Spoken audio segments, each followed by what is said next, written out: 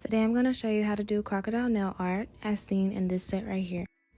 Croc print nails are usually drawn on top of French tips, so I'm going to draw mine and then I'm going to cure the polish for 60 seconds in my lamp.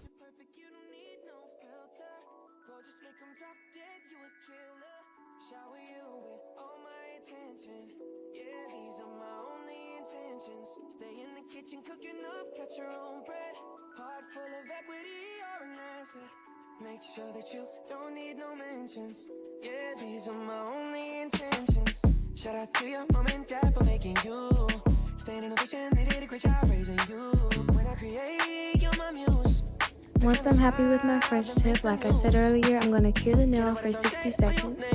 You're then going to top coat your nail and completely cure it. After your nail is done curing, you're going to take the same color of gel you used to make your French tips and make small ovals.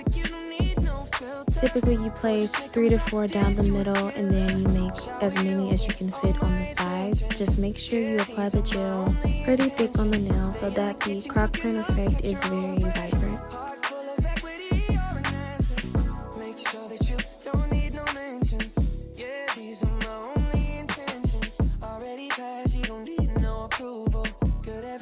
Now once you're happy with your croc print, you're going to take some clear acrylic powder.